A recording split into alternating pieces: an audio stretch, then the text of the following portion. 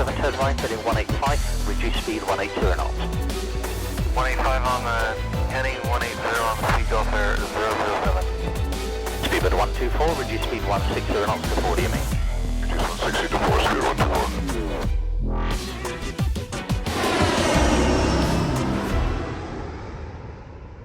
Hi there guys, Matt here, hope you're all well, and welcome back to a P3D video. We're back in the swing of things of making actual content and not stream footage. Today I'm going to do something a little bit different. I'm with Paul, aka Squirrel, and we're in the Dash, as you can see, and we're doing some shared cockpit. Sat here on the ground at Birmingham, and we are going to be taking the service Jersey 847 or Flybe 847 up to Edinburgh. So, without further ado, enjoy. Matt, it's a beautiful afternoon in Birmingham, and I'm well impressed by this aircraft. When is it ever a beautiful afternoon in Birmingham? It's sunny in Birmingham, stop it. Yeah, it's a very nice aircraft, and for once Birmingham is looking great thanks to UK 2000 and their mastery skills of scenery. It's actually quite a nice scenery. I'm just going to have a quick look around here, but the buildings are pretty well done. Yeah, I think this is version 3, so they've had 3 revisions of the scenery. Version 1 was slightly potato, and it's just got progressively better until this, and now it's really nice. It's really modern and good on VAS. It's just the #1 question, and good on performance as well, which is nice. The Flybe skin, this purple one, is very distinctive in the sky, isn't it? But it does look good. Yeah, I felt that when they first brought this out, I said this to someone, it's like the designers of the new livery went to Cadbury World and just was like, right, we're going to make it look like a chocolate bar. Because Really the purple, it literally is like a dairy milk bar. It's fantastic. On the side, it says faster than road or rail. Now, personally, I've never ever considered jumping into a Dash rather than drive or take the train. Have you ever done that? Me in any sort of aircraft this small is probably a bad idea, but I guess I would have a good go. I mean, to be fair, I know friends and family that have been in Dashes, and apart from the notorious breakdowns now and again, they're pretty reliable. I have to admit, though, because we flew this afternoon, and it is a lively beast. And it was quite turbulent when we was up there. And I'm thinking to myself, if I actually flew this in real life, I don't know if it'd be sick or not, because it doesn't half get chucked around sometimes. Yeah, you feel everything. It's just that's the nature of a small aircraft. But it's very fast. It's very powerful. Don't be fooled by the 2 propellers on each, or the single propellers on each wing even. They produce a lot of thrust. The sound of the engine on the Dash is just something else, isn't it? Yep, it's really nice. Right, so we're flying. I've forgotten where we're flying. We're flying to Glasgow, was it, or Edinburgh? Well, great. The pilot doesn't know where he's going. No, we're going to Edinburgh. We're going to Edinburgh. That was it. Yeah. Well, we kept changing our mind. Yeah, this is the actual real service is the flight number's Jersey or Flybe 847, and they do this a few times a day. All right. Well, we're cold and dark, so we better get inside and get on with it. Yep, sounds like a plan. Right, here we are inside the aircraft. Repaints by John Tavendale, and you know why you know that they're from John Tavendale. Look at the decals in the VC. You can see where it says under the clocks, this aircraft is not equipped for steep approaches, yada yada yada. There's a lot of detail here. Yeah, if you have the default Q400 cockpit that ships in the Majestic just as is, you won't get stuff like that. He paints them on himself, which is pretty nice. If you look left out of your window, do you see 2 guys stood near the airstair? I see 16-bit guys, yeah. That's what I was saying. It's like it looks like something out of Paddington Bear from the 80s. It's like the really blocky kind of outline.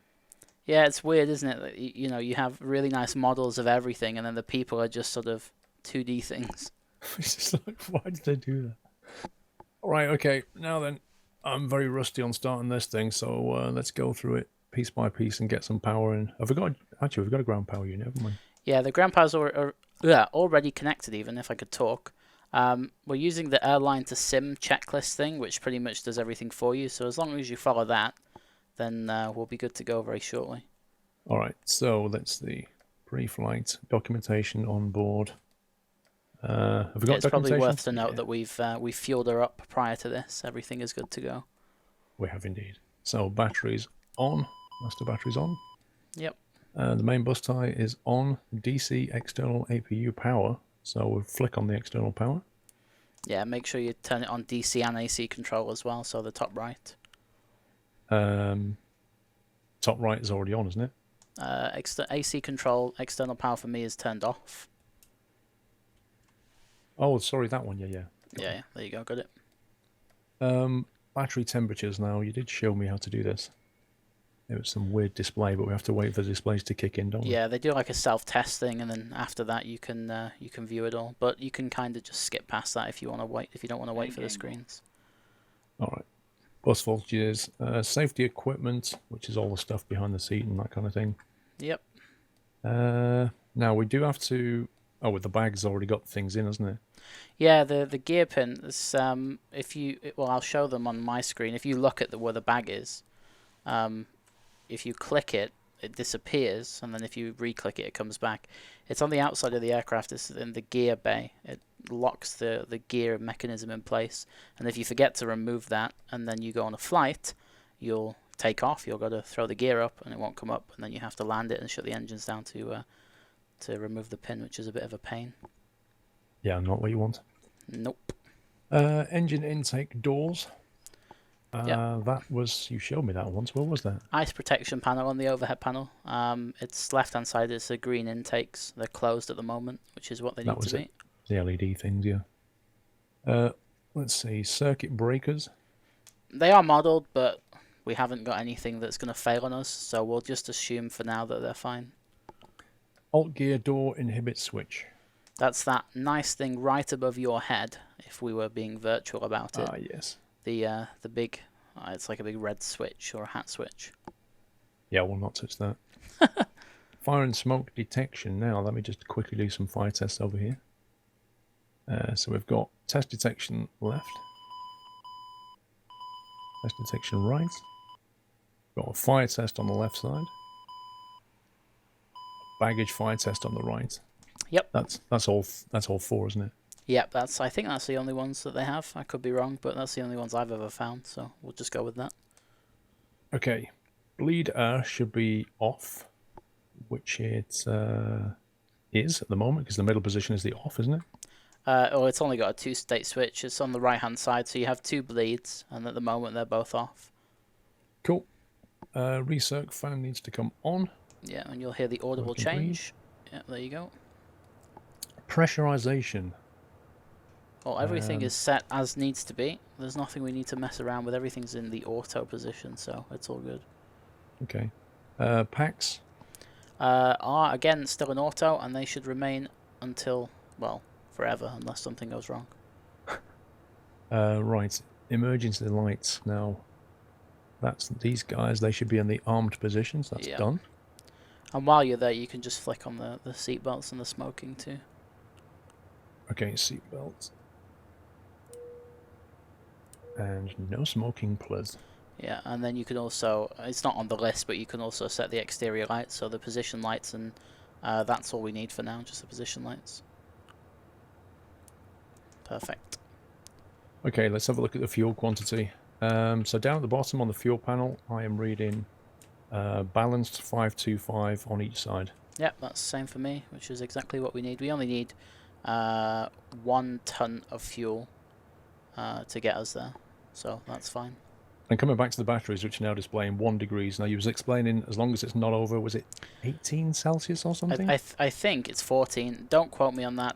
I'm probably completely wrong, but I know that anything below sort of 10 is acceptable, so the upper value is debatable. Well, that's fine as well. You know, parking brake and pressure. Parking brake is set. Yeah, the parking brake's set. And then you can look on the electrical page at the bottom to see the hydraulic pressure for the parking brake is okay as well. It's about, I don't know, 2/3 of the way up. Yeah. Power and condition levers. Now, that's this little controls here, isn't it? My nemesis, the condition levers. Condition levers all the way back in the off position at the moment. Yep, and that's how they should stay for the moment. Yep, so they're all fine. And nose steering, that's your side. My side, it is currently off. Okay, FMS. Is something I will do whilst you do something else. I don't really know what else you can do, but you can crossfill definitely once I've finished everything. Just got to turn them on. You can turn your side on. Yeah, you've already done I turned it on. While that's booting up, if we talk about the takeoff and departure briefing. So we're taking off out of runway 33. Yeah, runway 33, and it's via Trent. So let me just check that.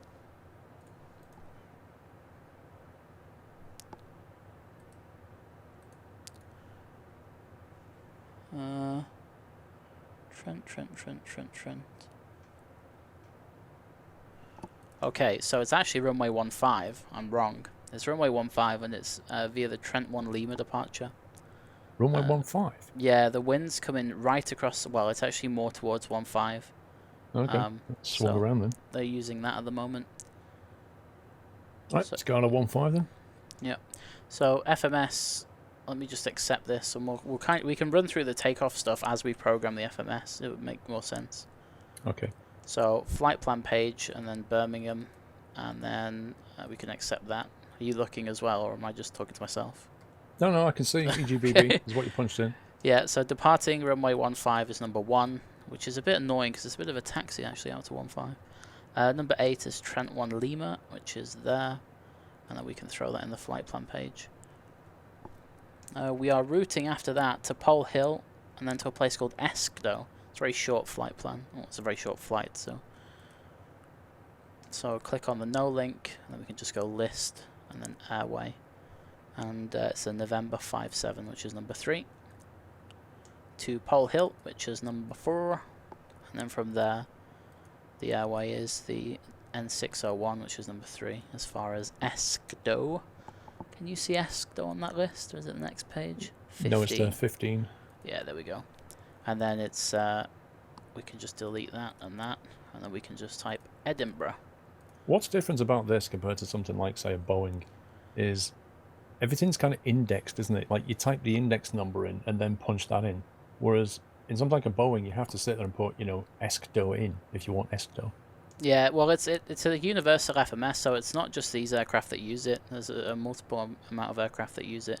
So the Boeing FMCs, they kind of use them on all of the Boeing-specific aircraft, but you'll never see, for example, a 737 FMC or the logic of one in something like, I don't know, maybe a Dash 8 or an ATR or something weird like that. So this is purely universal, and that's why they do it that way. It gives them options to expand if they need to.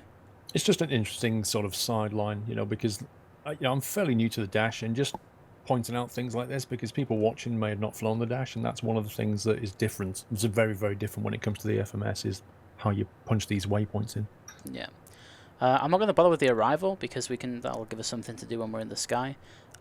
Some airlines put it in on the ground, some don't. I would imagine for this length of flight they probably would, but it'll give us something to do in the air. So next up is the fuel page. And we have a gross weight. I think you can just put the gross weight in. Or maybe you can put the zero fuel weight in, I'm not quite sure. Wonder if it'll let me. This is me now testing things.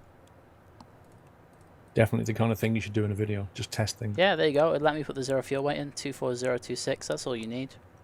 Cool. And you can put all of the reserves and stuff on the right if you need to. All I care about right now is just the fuel, which is 1050.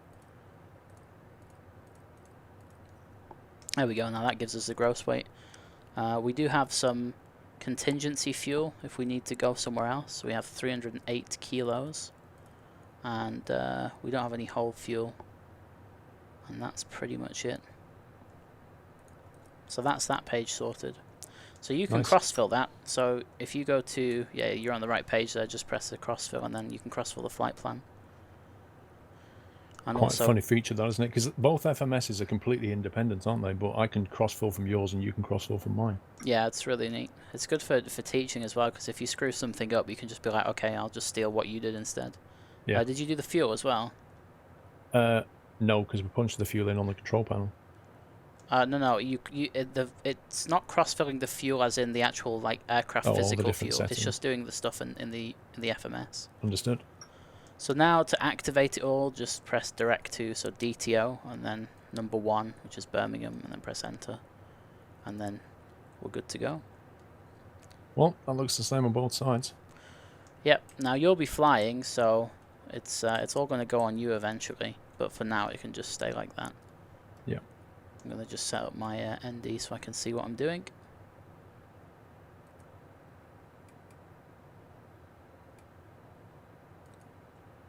And that is that. So we might as well move on to doing the speeds, the rotation speeds, etc. because I have those all courtesy of AuraSim, which is nice. So the pressure at the moment is 1013, which is nice. It means we don't have to do anything with that. Wind the DH down all the way so it disappears. And then you can flick it to MDA, which is, yeah, you know what you're doing. So it's 1,000 feet above the airfield elevation, and I'll explain why that is in just a minute. You round it up to the nearest 50, so 1,300 it'll be. Right, so we took the 320, which is the altitude of the airport, the elevation of the airport. We added 1,000 to it to get to 1,320 and rounded up to 1,350. I don't know if you'd round it up or round it down. I assume round up. It's better to be safe. Definitely. Yeah, definitely. Yeah. All right. So speeds for us today. So V1 is 115. 115. Yeah, 115, and VR is also 115. V2 is resting at 117. And then we have V fry, flat retraction indication speed, which is 128, which is the next one down. And I've got to do that on my side as well, because for some reason those last two things don't sync. And then the V climb speed is what we'll be climbing at, is 148 knots. Okay, cool. Okay, 115, 115, 117, 128, 148. Yeah, I need to do the last two. So it was 128 and then 14 something, 148. Okay, so the V1, VR, V2 should be fairly well known.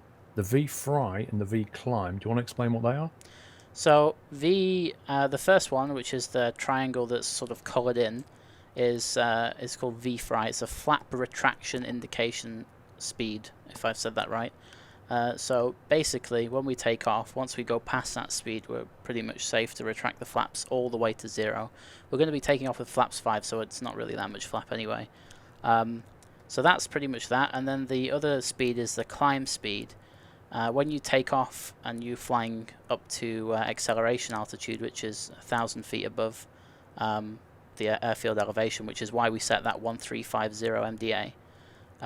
Up until that point, we'll be flying that climb speed, so 148.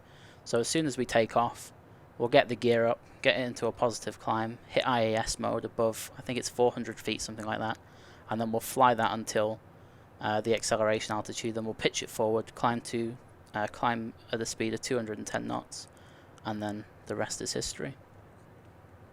Good stuff. Right, speeds are in. Are your speeds in? Yep, speeds are all good. So where does that leave us in the grand scheme of checklists? To be honest, we've got through that pretty well.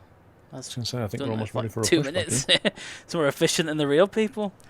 All right, so we need to set the initial climb. So you can do that at 6,000 feet, and the runway heading is okay.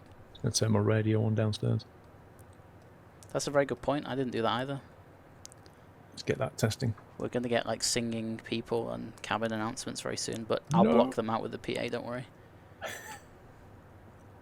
Right, what did you say? Set the altitude, was it? Initial altitude on this departure is 6,000 feet, which is ironically also the transition altitude. I should probably check that before I say that, but I think it is. You'd think me being a London controller on VATSIM, I'd know these things. Oh, listen to this. Just waiting for the last of the luggage to be loaded. Some dude talking. We'll be able to get underway in a few minutes. On behalf of the entire flight crew, I wish you a pleasant flight. Okay, yeah, it's 6,000 feet. Every time, you know the Navigraph charts that we use? Every time I go to use that, it completely kills my internet download manager. It tries to download the PDF that's embedded into it. Wow. So I just get, like, people are going to see on this video, every time I go to look at a chart, they get this, like, flash pop-up on the screen. Wow. Yeah, it's great. Okay, so 6,000 feet you've already done. Runway heading is 147.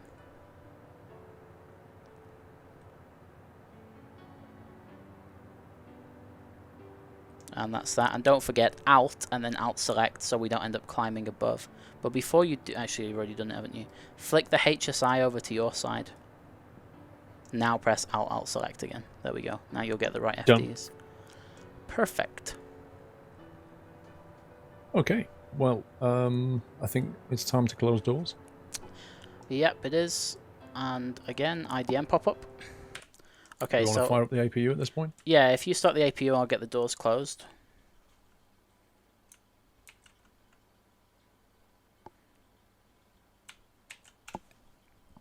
So that's the front door closed and the back door's on its way.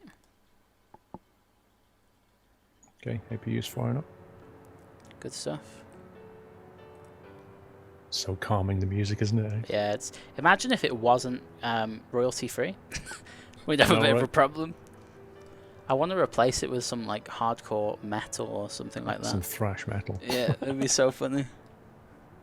Especially on a turbulent day taking off with dun, dun, dun, dun, kind of heavier metal music banging out. Yeah. Are you using GSX? I am.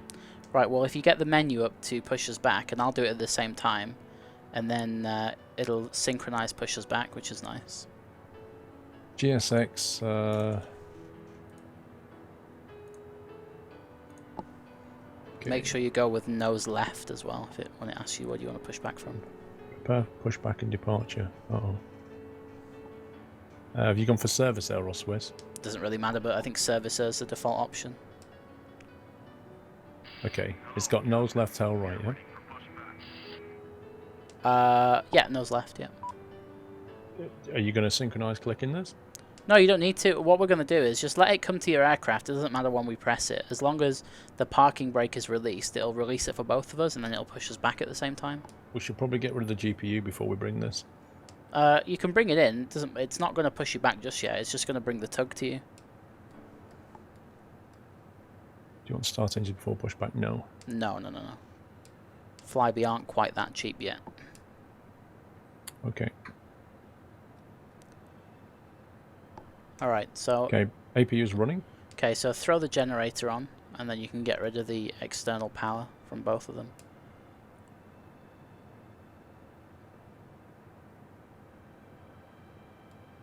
Clicking the generator button does not do anything. There you go, it's in.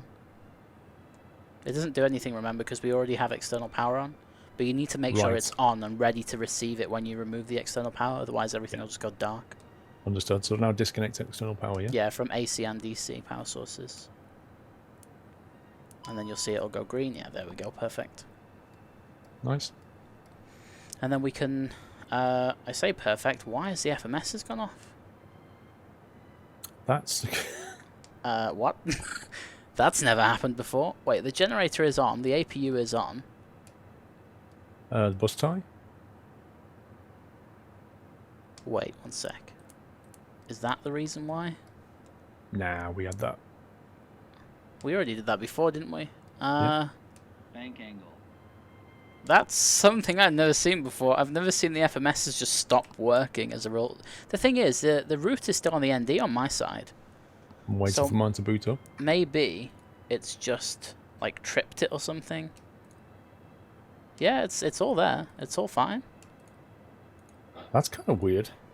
Just go back to the nav page, I guess. We must Because have we just didn't do forgot this last something. time, did we? Maybe it is to do with that bank of batteries up the top. Maybe one of the batteries powers the FMSs. I have to look into that. Okay, we've got a flight plan still. Yep, it's all good. So I'm gonna take the nav source across to my side to FMS1. You should put your nav source on FMS2.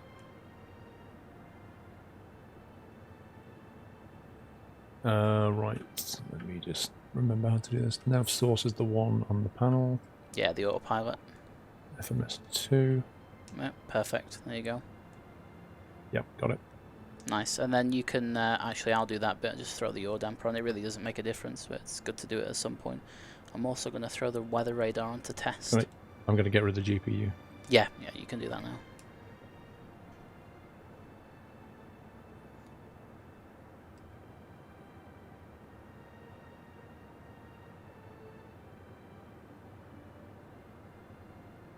There he goes. Perfect.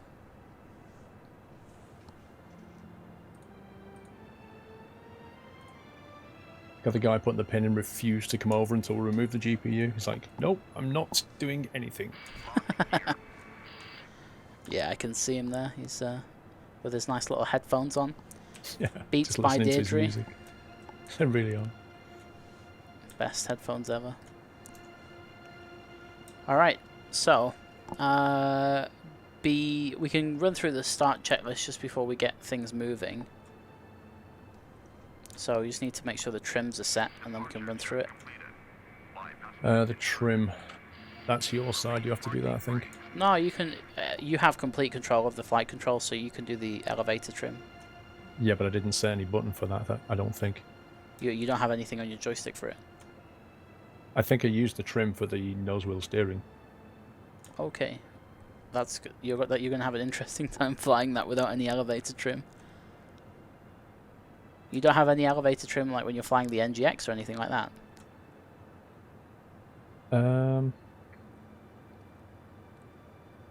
Tell you what, let's just you set it for now and we'll figure it out. All right, I need to take control back. Then 1 sec. Right, so I'll set it. It's just that it's you know when you're flying and you want to bring the nose up a little bit. It's just that it's that button. Hang on, give control back to me. Let me just test something. There you go. No, that's on cameras in. Yeah, what I normally use for trim on the Warthog, for example, is actually being mapped to the chase plane's camera hat. So I'd need to map something else to it. Fair enough. Well, it'll be alright for now. It'll be alright for now. I don't think I can trim for you. That's the problem. I can't. No, it's fine. I can't trim. So when it comes to landing, it will be when you really have a problem with it. But it'll be alright. But when you get in cruise, I'll remap it. Yeah, exactly. Cool. All right. So what were we doing? We just did the trim on the before start checklist stuff. And we've got the doors and fuel. Passenger signs are on. Okay, yeah. So doors and fueling lights, they're completely out. There's a lot of lights on that panel, just below the actual exterior lights, but none of which are any of our concern just at the moment. Passenger signs we've already done. Cabin report, we'll assume we have a virtual cabin crew. Well, actually, to be honest, you can hear them, so never mind. Flight deck door is... I don't think have they modelled the locking mechanism of it. I can't remember where it locks and unlocks. Nah, it just looks like a bit map. Yeah, it's not then. Anti-collision light onto red, and APU bleed is off, which it is, and the battery master is on, and the electrical panel looks like it's all good. So that is the before start checklist completed. So release parking brake. Yeah, well, it's your plane. You can do it. I'll start the clock on my side. Okay, we're free to start engines. Yep, so start the right-hand one first. And then push the... There we go. Okay. This is where it gets really noisy, isn't it? Oh no, it doesn't get really noisy yet. It gets really noisy when we put the trim in. Not the trim, what do they call it? It's the condition levers to max That's RPM. Is the condition levers move for you now? They should be start on feather. Yes, you've put them into feather. Okay, cool. I've got that weird chase camera bug again. Just, I don't know how you... Did you fix it before? No, I just restarted chase plane, but it's still there. Like, if I look at external on the right engine now, it's all shaking violently. Yeah, that sucks. You can disable the turbulence effects on it. You're gonna have to. But I mean, let me try it. Yeah, if I go on the wing views, it's completely fine. Yeah, I've just slid it off completely. Nice. Alright, so you can start number 1.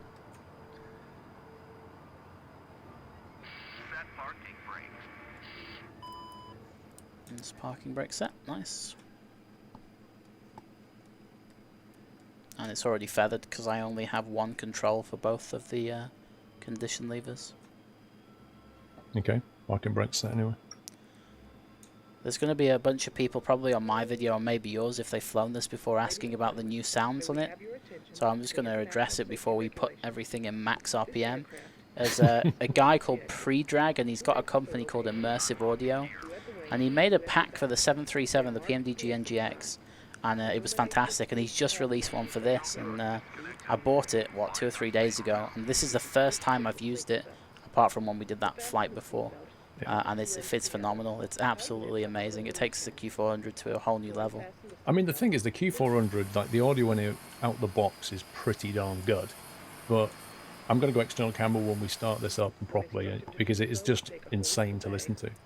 Yeah, well, if you want, we're ready pretty much to go max RPM now. So if you want to go outside while we do it.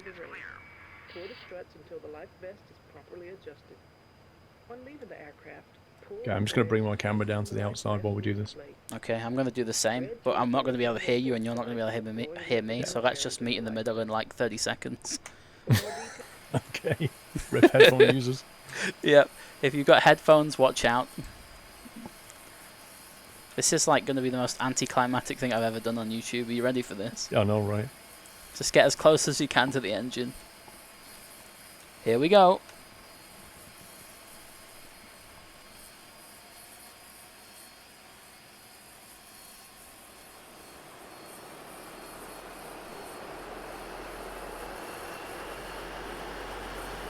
Aw, yeah.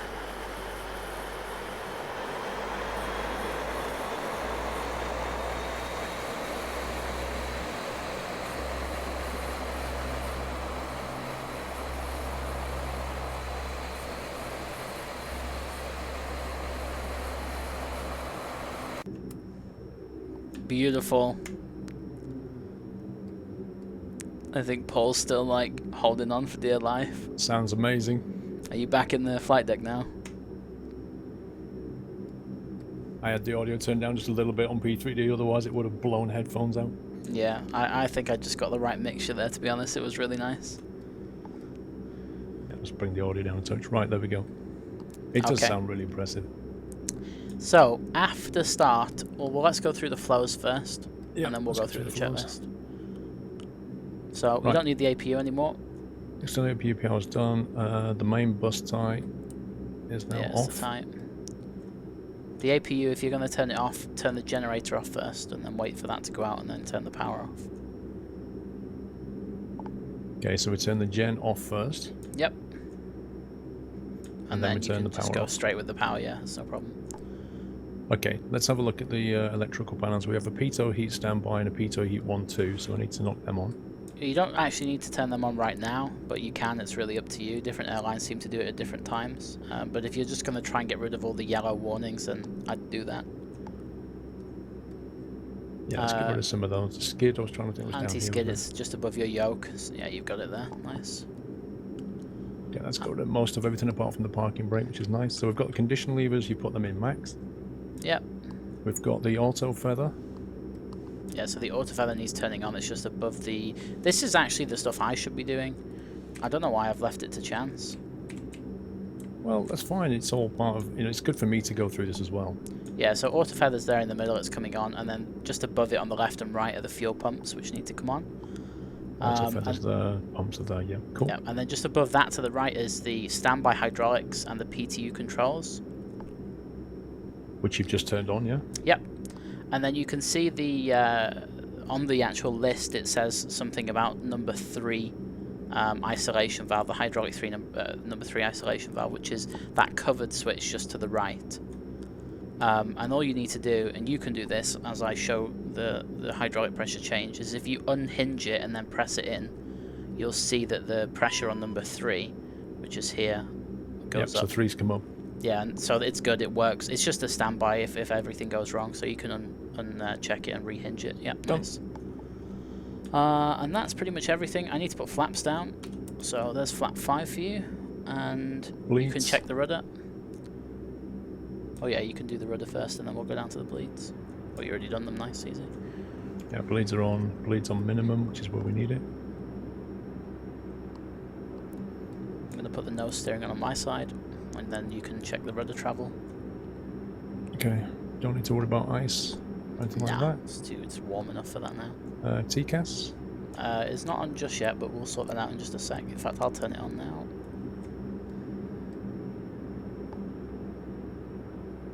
And that's pretty much everything.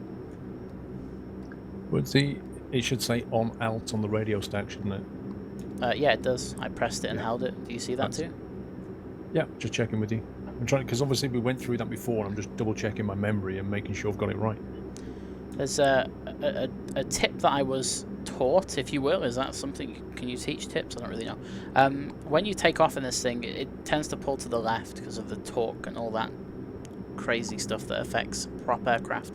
If you trim by 6 units or 6 clicks to the right on the rudder, you'll find it easier to keep it in the center line.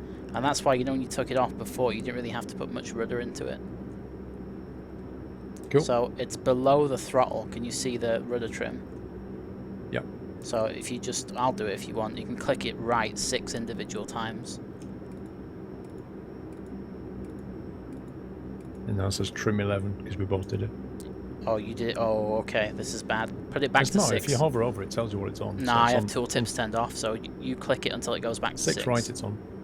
Okay, that's perfect. That would have been a disaster, me going, oh yeah, this is a really good tip, but you put the power in and we end up back on the stand. Wow, it's just kind of got a little bit misty outside. It's not. It's the it's the way that the Majestic mimics the windows getting iced up, not iced up, but frosted up. So you have, if you look on the right hand side of you, you have 2 black levers just underneath the window, and they say side window demist. Do you see them? 2 black levers to the right. Right hand side of the coffee cup Oh yes. holder. So just stick them both to open, and you will see that the views improve pretty quickly. Cheeky. Yep. The A2A do a similar thing in their GA aircraft. Yeah, the Cessna, like explained, does exactly the same. It just steams up, and you're like, what the heck? Oh yeah, I remember. Because you're thinking, oh, it's going misty. Right, taxi lights on, so we can go. Hang on. I need to get off the electrical page here. Yeah, you can put it on the... They usually keep it on, to be honest, until they're near the runway, but it's up to you. Well, I don't know my way around Birmingham very well. Well, you ain't going to find it from that. If you just go forward and then take your second right. Okay. And I'll deal with the weather radar, which is now on. And look at all those clouds. Although, I'm pretty stupid because that isn't a true reflection. I need to tilt it up. There we go. Now it's up by 2. You'll get a better reflection.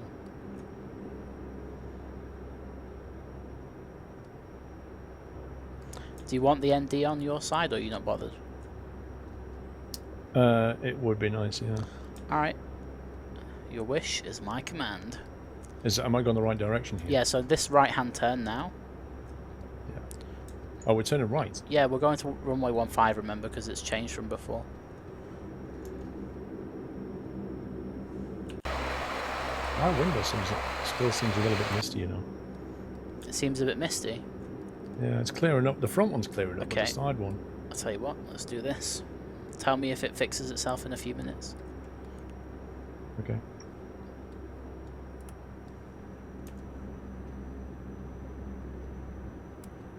I just went on the wing view, and the sound over the wing view is phenomenal.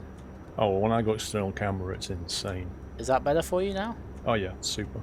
Okay.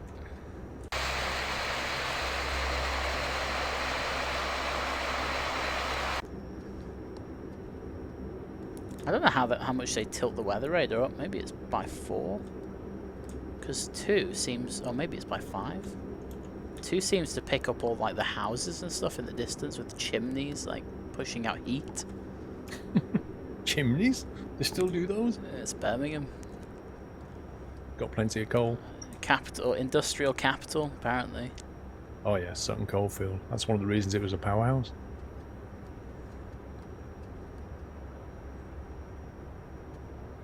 Alright, so as we're taxiing up, just tap the brakes.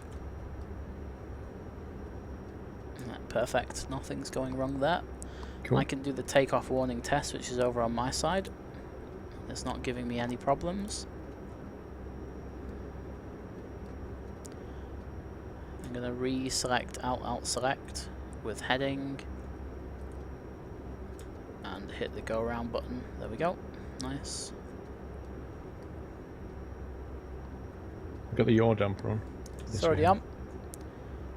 So it's just a case of taxiing up to 15. We do not need the entire runway. To be honest, we don't even need half of it if you fancy going a bit, if you fancy being a bit brave. Okay, just tell me where I'm going here because I didn't actually look at the chart. Okay, well, if you want, follow this taxiway around to the left. Okay. This thing will take off in 100 meters. Yeah, exactly. So if we follow it to the left here, and then we can just take off from pretty much halfway down the runway, which they probably wouldn't do. I say that, they probably would do it if it was quiet enough, but this doesn't really give them much runway, but it's enough. We're light, it doesn't really matter. Yeah, we've got hardly any fuel.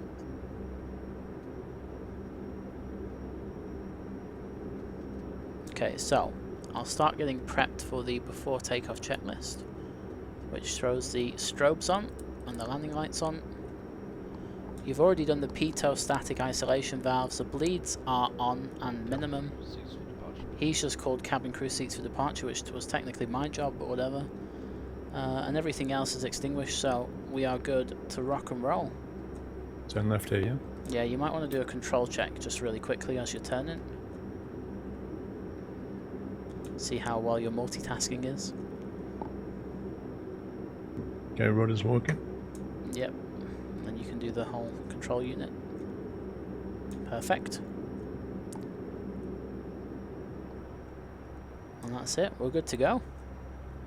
Are you excited? Yeah, it should be fun. I'd love to just sit on the wing while you take off, but I know I don't trust it that much just yet. There's too much to do at the moment. Yeah. It's not, I can't in the Airbus. I could get away with it, but I can't in this thing. Yeah. Get a nice wing view as we're lining up.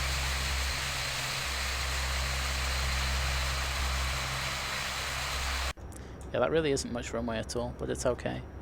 You know what, actually, do me a favour, I don't trust this. Go right onto the runway, taxi up by like 100 meters and then spin it around.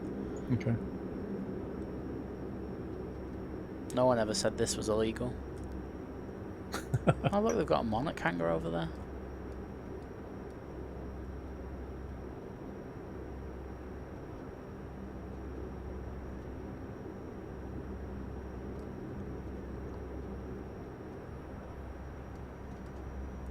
I'll put your gust lock on, then you can put the power levers to as far as forward as they will go.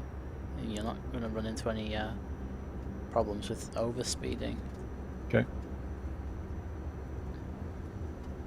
You see this this exit on the left here? Yeah. You just spin it around near there, it'll be fine. You don't have to vacate, you can just use the runway, it's alright.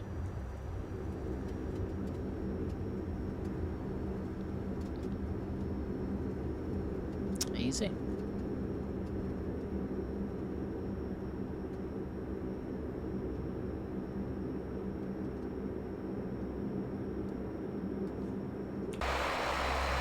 This thing turns like a black cab. Yep. I was about to say, you're the only person I've ever seen do a 3-point turn in a dash 8, but then you carried on going forward. And apparently all the way around. I'm still getting used to this whole thing. I know, it got me at first as well. Okay, so stick yourself in the middle, and then we're ready to go. Also, because I can't use my rudder pedals to steer on this dash, it's like crazy trying to do it. Like, Yeah. I have to push a trim wheel forward to turn right. It's just very, very unintuitive. Okay, so center yourself, I'm going to turn the nose wheel steering off. So when you put the power in, you need to use your rudder only, okay? Yep. Alright, you ready to go? Yep. Alright, I'll start the clock for you, and in your own time, let's go.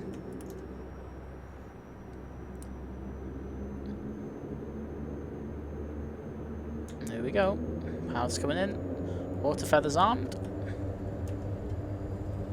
Power set. Let's go. There's 80 knots. Checked. V1, rotate. Beautiful. Positive rate of climb. Gear up. Gear's going up. And it's at this point we forget we've left the gear pins in and the gear can't go up. I'm joking, we haven't really. They are No, we behind you. definitely. I checked that. Yeah. Alright, so just keep it climbing like that. I'll hit IAS, which will keep you at this speed. I'm also going to throw you into LNAV. There's 1,000 feet, so now we can start to accelerate to 210 knots. So all you need to do is just follow the flight director. Yeah, I'm going to bring the condition levers back to 950 or 900 even. Which is a climb condition, yeah. There they go. Are you ready for flaps up? Yes, flaps up, please. Okay, flaps coming up.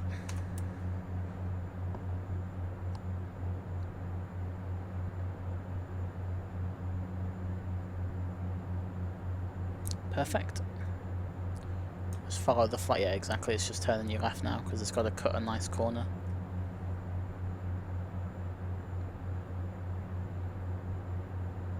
Looking nice outside.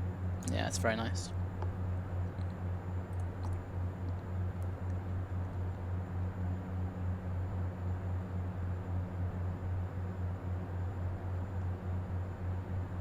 I wonder how long they hand fly it for in real life. It depends what mood they're in, I guess. Each to their own. Right, we need to go up to flight level 240, so I'm going to reset your altitude to 240. Roger. And, Did you get the lights, by the way? I'll get them in just a sec. The lights really are not a problem until passing 10k. I'll turn the taxi lights off for now. Alright, so I'll run through the after takeoff checklist. So landing gear is up, flaps are 0. The bleeds are now onto normal. And that is climb power set. Awesome. Can I take autopilot? You can indeed. Okay, autopilot's in. Controls released. Okay. Right, so we need to set standard pressure. What is our optimum climb speed? Because I need to throttle down at some point. You don't. It's gonna do it itself. So basically, this IAS mode is like a flight level change climbing. So it'll go to 210, and then when it gets to 210, it'll pitch up to match 210. So you don't need to do it won't anything. overspeed. No. So I need to turn the auto feather off, and the fuel pumps off, and also the hydraulics off, and the PTU control off. And then that completes the climb checklist. Oh, we're in the cloud as well. Nice. Done the climb. We're good. So you fly this speed until flight level 150, and then at 150 you go into pitch hold, and pitch hold 5 degrees all the way to cruise. And what you can do is, you know the rudder trim I said before to go to the right? Yeah. Just put it back to center. Okay, center. Passing 10k, so the lights can go off. And it's a relatively nice... Are you still in the clouds on your sim? Yeah, we're above the clouds now. Alright, well you can bing the seatbelts off then. Let them get their money's worth and serve them crazy overpriced food and drink. Perfect. Off they go. Man, this thing just climbs so quick. It's lovely. It's really nice, really nice. I'm gonna go external camera and rip my headphones. Good luck. You might find it's not too bad. Actually, on cinematic mode, it's not bad at all. Yeah, it's a nice hum. That's a screenshot in itself there with Birmingham just off the left wing. If you look down there, you can see it. We were just down there like 5 minutes ago. How weird is that? I've got too many clouds to see it properly. Fair enough.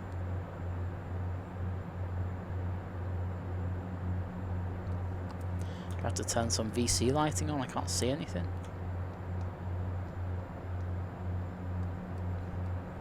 There we go. Perfect.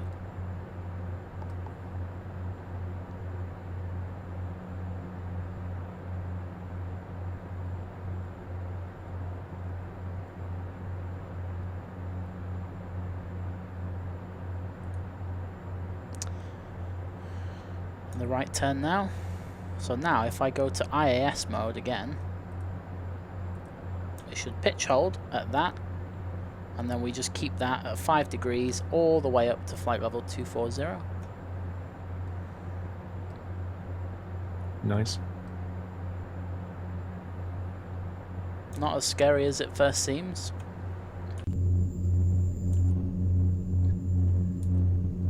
It's not scary. It's just there's quite a bit more stuff to do in this thing. You know, little things that if you don't do, well, it's going to go wrong fairly quickly. Yeah, as long as you keep on top of it. But it's like any turboprop. You just have to do the same. Yeah, it's just the workload's higher. The detail in this thing, though, the modelling, the systems modelling, is just phenomenal. Yeah, it's very, very well done. And I'm pretty sure it's just one guy as well. I know that they have a modeler and a texturer, but I think the actual systems is done by one person. Clever guy, whoever it is. Yep.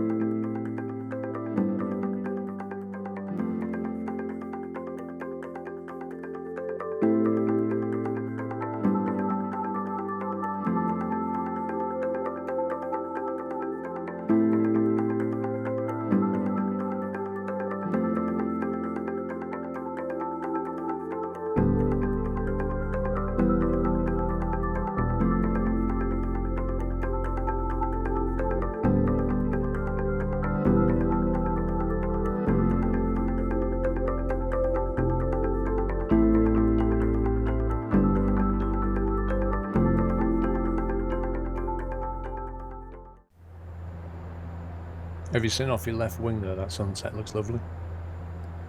Yeah, it does. And I have that nice sun mod as well for P3D from Pre-Drag, who ironically also did the sounds for this aircraft, which is nice. What is that? Oh, fuel low warning. Great. We can just ignore that for now. We really don't have much fuel. That's interesting. Well, -30 is it telling us we don't have enough fuel? Yeah, it says so. I don't understand why, but it's fine. Anyway, we need to program the arrival, so let's do that. Okay. So, if I can adjust myself properly in the cockpit or flight deck. Flight plan, and then menu, and then arrive. And we're going to land on runway 24 at Edinburgh. So that's number 3. And then we're going in via Tweed 3 Alpha arrival, which is number 8. And we'll just fly the ILS on number 1. And the transition, there really isn't one. We could stick Taller in, I suppose. Yeah, I'll throw Taller in there for now, see what happens. Alright, so that's all in. Do you want to set the speeds? I have some landing speeds. Okay. So the top speed is going to be the VREF, which is 119. And then the bottom speed is going to be the V climb speed, which is 146.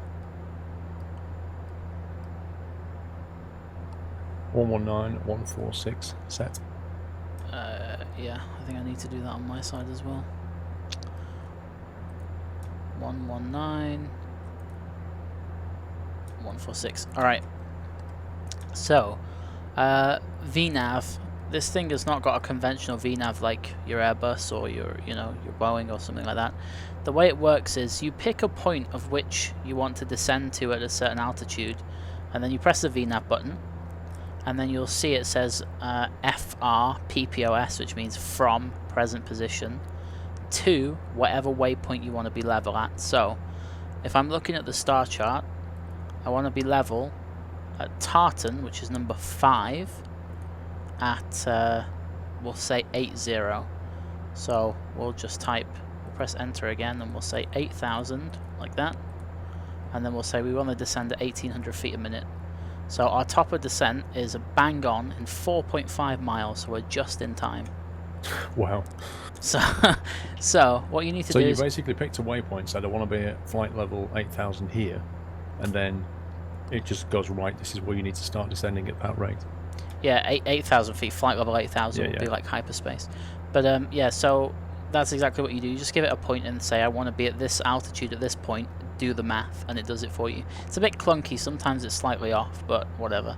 So now do you see at the side of your PFD, where your altitude is, see that red or that pink, it almost looks like a rectangular glide slope that's now coming down. See, it's moving towards the 240 now. Oh, actually, you won't see it because I did it on my side, which is a very good point. I did it on my side, not on yours. So we need to do it on yours. So go to your VNav page.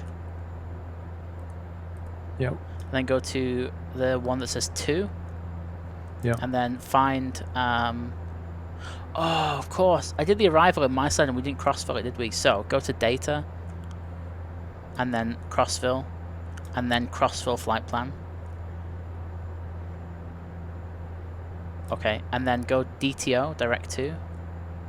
And then just select something like press Next until you find ESCDO. So there you go, number 19. Okay, cool. Now press VNav. And now press 2. And then select number C3. And press Enter again. And then type 8,000. And then enter again. And then minus... actually, you can do it that way, that's fine. And we're already out by a long way. We're 131 below, above even. So what you need to do is you need to change the alt knob to 8,000.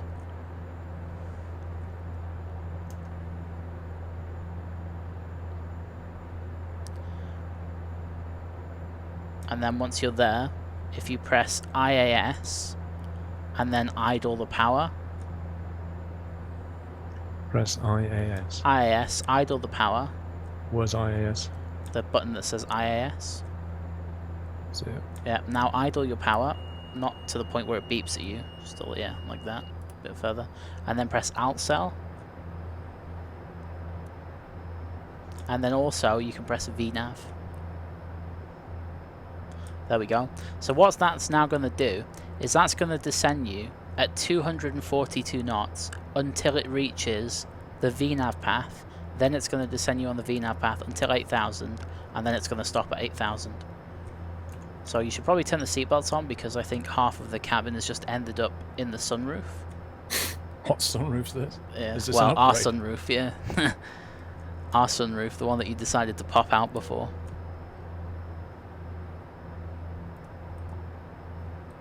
So the IAS, you basically held the speed at 242. Yeah. The outcell said go down to 8k, but the VNav bit, is it going to do outcell and then VNav? No, so the outcell has nothing to do with VNav. Outcell is just to tell the autopilot to stop at that altitude regardless of what mode you're in. Right. So if you're plummeting down at 5,500 feet a minute, it will still stop you at 8k. If you're doing 100 feet a minute, it'll still stop you at 8k.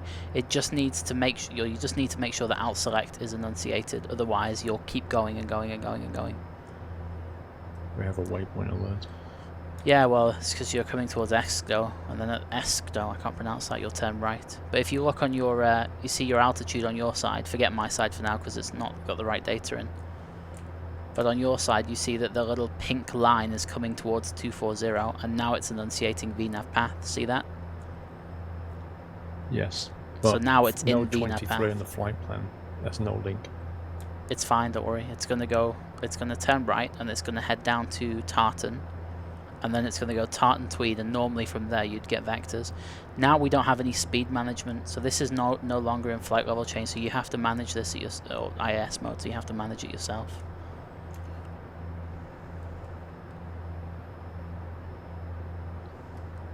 So if you just give it about 20% torque-ish, just push the power up a little bit, and we don't want to be too slow.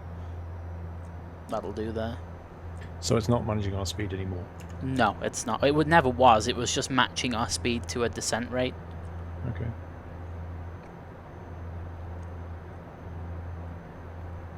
So as we're on the way down, we should probably set some minima, which is 300 feet today.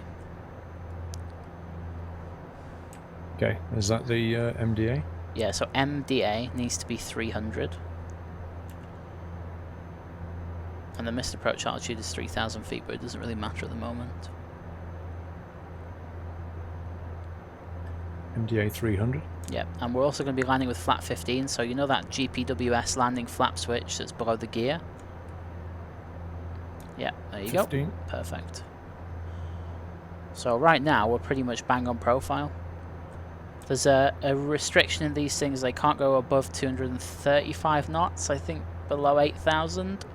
I think that's like an airframe restriction. I can't remember whether it's 8,000 or higher, so when we get down towards 10,000 feet, then we need to start bringing the speed back below 235. Just looking at the flight plan on the nav, it's a bit weird what's going on there. That's Edinburgh in a nutshell. Because of where the hold is like a teardrop entry.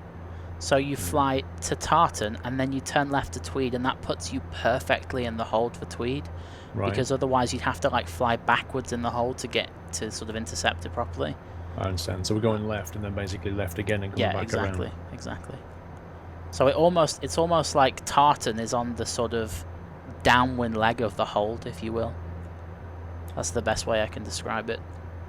As if they've got a waypoint called Tartan. Yeah. And then after Is there that a you can haggis see... somewhere? There probably is somewhere at Scotland, isn't it? After that you can see it's just basically vectors all the way around to the runway. But I'd idle the power now, just start slowing down. So the descent checklist is as follows. Pressurization is set. GPWS flap you've already set at 15, which is good. MSA is set. Speeds, or MSA is checked even, speeds are set. And the MDA is set at 300. Yep. So that's pretty much everything. Just the approach checklist to go, but that's not for a while yet.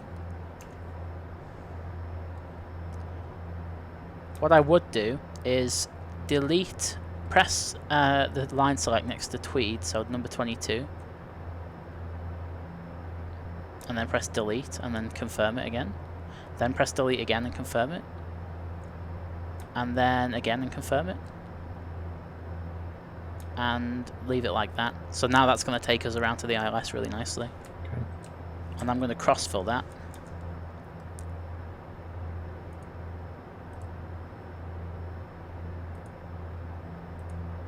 I almost pressed the wrong button then, that was almost tragic.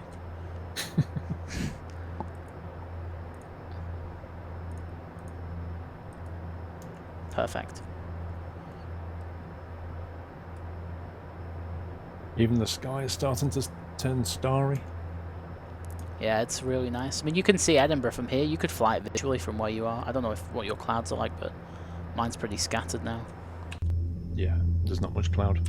Oh, I just went on the left wing view and it's so nice.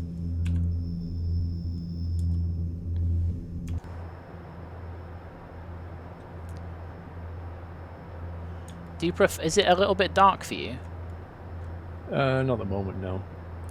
It's like you can see the lights are on the ground. Do you prefer it like that? Or is it too bright? It's a bit too bright for me at the moment. Don't know Yeah, about you though. it is a little bit for me as well. But as it gets a bit darker, then you'll thank me for putting that on. I'm sure. But for now, it can stay as it is.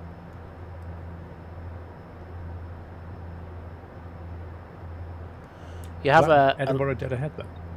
It is, yeah, just 12 o'clock of us. We have to make a couple of right-hand turns, and then it's basically bang on our 12 o'clock. Nice. Well, below 10k, should we have the landing lights on at this point? Good call, yes. I don't actually know which ones they use. I'm just going to stick both of them on. Why have we got two warning lights? Because low fuel, remember? I don't know why we're getting low fuel. We're getting low fuel because we have 100 kilos left. Why are we running out of fuel? I don't get it. I don't know. We better make sure we can glide in. Yeah, just what? Right, let's change the altitude to 3,000. We're actually going to run out of fuel. I'm not even kidding. And then press Alt. Actually, no, then press IAS. Okay, cool. Did you press Alt Cell? No, it's still in because it didn't reach 8K yet, so. Right. This is kind of scary. Yeah. I tell you what, let's not fly that entire transition. Let's fly towards the runway just in case, because I have a feeling that the engines are going to die in about less than 2 minutes. I've never seen this in my life. This is about to go full on rip. Let me just run through the approach checklist. So altimeters. All right, change your baro setting to 1007. Well, that's ironic, isn't it? Running out of fuel when it's 007. I don't know about Bond. We're going to need the 18. Yeah, 40 kilograms in the left tank and 50 in the right. Okay, We took off with 1,000. Fuel pumps going on. Hydraulics it's not going like we on. sat around taxiing for ages either. No, we didn't. Fuel pumps, hydraulics, passenger signs, everything else is good. I'm going to stick on some anti-ice. Or de-ice, whatever you want to call it. What about the feather? Oh no, I didn't mean to do that. Sorry? The auto feather? The auto feather doesn't come on for landing. Oh, is it It's only on for takeoff? Yeah, only for takeoff. Okay, well, we'll just ask the passengers in the back to put the coffee down and put their head between the legs. Yeah, this is slightly rip. Brace, brace, brace. So we're on heading select, aren't we? Okay, so on your side, press tune approach. Press what? Tune approach. It's on the right I hand don't side. know what that is. And the FMS. Right hand side. Ah, yeah, that thing. And then And press then activate. activate. Yep, okay, cool.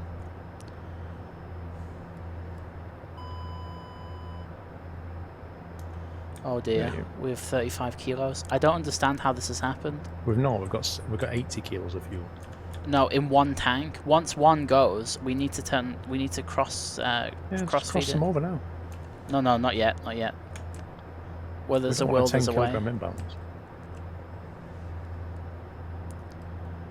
Right, I'm going to change the altitude to 2,000 feet. We got this. Yeah, just. I bet you we'd like land and park on the stand, and then the engines just die. Probably. We'll be lucky if we get to taxi out the runway. I'm inhibiting the terrain because I'm brave like that. Yeah, well, it's going to get annoying otherwise. I can't adjust my range because of that. That's really annoying.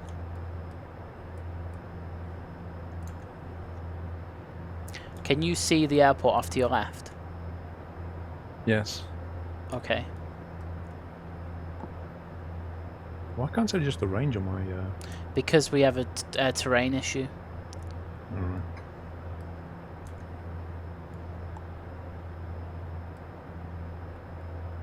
Okay, let's just intercept and then get down there. Yeah, so altitude's 2,000. Whoever lives in this town is going to love us for this. This is not normal. No, it's not. If we'd have flown the ILS, we wouldn't have made it, so it's no point. Alright, so you ready for flat 5? Yeah, let's do flat 5. Alright, flat 5 and max RPM.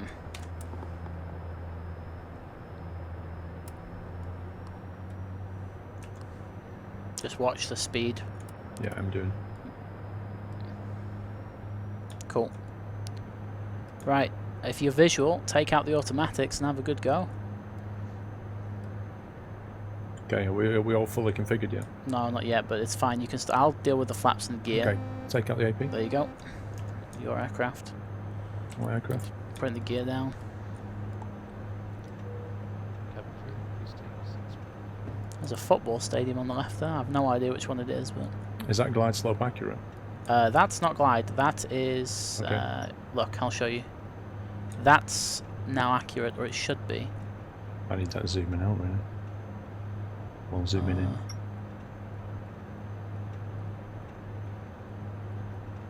We're there in you go. flaps 15 landed, aren't we? Yeah, you need to like put the nose down quite significantly. Right, flaps are going down to 15. The Is that Pappy's landing speed 119? 119 plus about 5, so just aim for about 120, 125, and you'll be okay. 25, 50 kilos of fuel. Still looks amazing though. Right, there you go. You can pull up a little bit now. The glide's on your side. You can see the glide on the right of your PFD. Yep.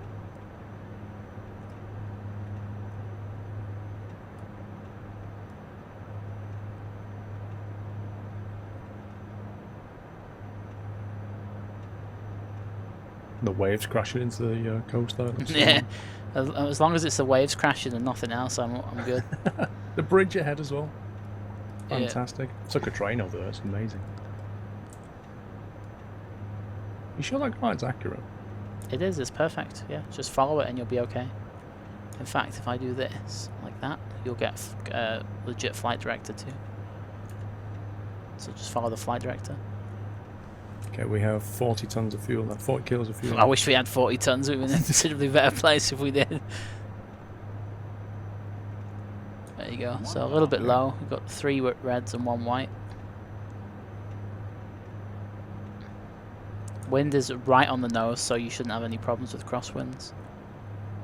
Okay. Rudder trim is down the middle. Good. 30 kilos left. I know, right? That's like, that is just crazy. I'm so confused. You have no idea how confused I am right now. It's like less than the amount of fuel in a Mini. 25 kilos. Now if you keep it at 20% torque, so drop it by 3% and it'll land perfectly. A bit higher than that, otherwise you'll sink. Yeah, right on the money. 500.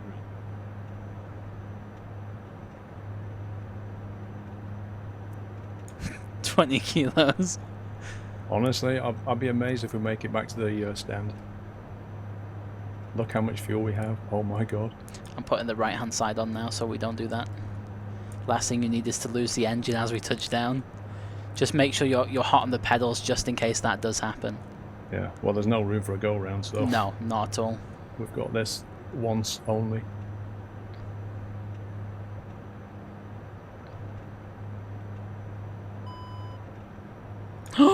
It's happened. I knew it was. It's Is that the happened. engine? The left engine's gone. It's okay. Yeah, just yeah, fly I it. can feel it.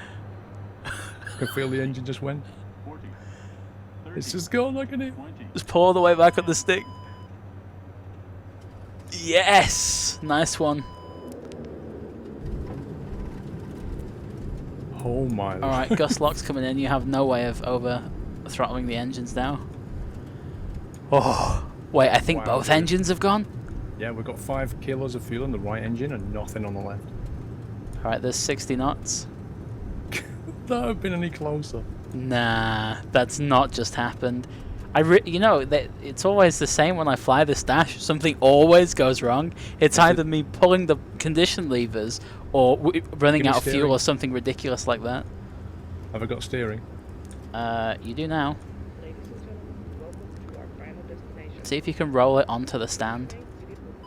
Just come out of beta. Just like push all the power all the way forward and come out of beta. Right, okay. I'll put Which the way am I spoilers going, down. crikey?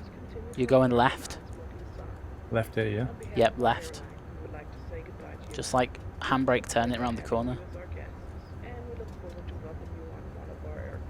Beautiful. We have no fuel in the right. There it Yep, goes. there it There goes. it goes. Just keep it going. Just keep it going. Get out and push, Matt. Oh, there's no way. I'm actually devastated. Get the power, get the battery on. Oh my god. Oh man. Okay, well at least the passengers can safely do board here. Do you want to open the door and let them out, Matt? So, yeah, you shall we? Come on. There you go. Enjoy. I'm sorry for the small walk back to the gate. They can even. I've even opened the baggage door so they can walk around the back and get their own bags. 'Cause there's no airport personnel here to deal with this. Thank you for flying Flybe. We hope you enjoyed your flight today.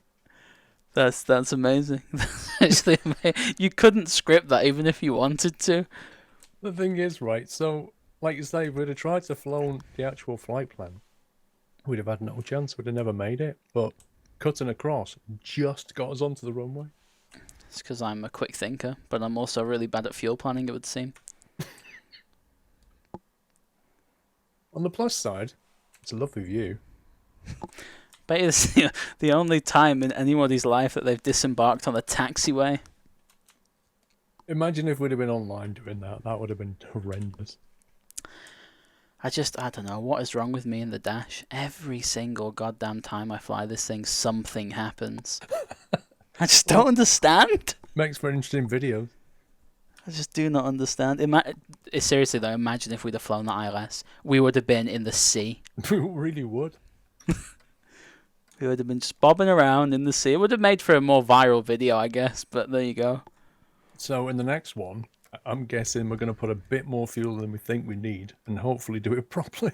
And then the next episode will be us just being towed back to stand, and then episode 3 will be us flying somewhere. Well, that was cool. I enjoyed it. It was fun. Yep, likewise. I can't wait to read the comments, I'll be honest with you.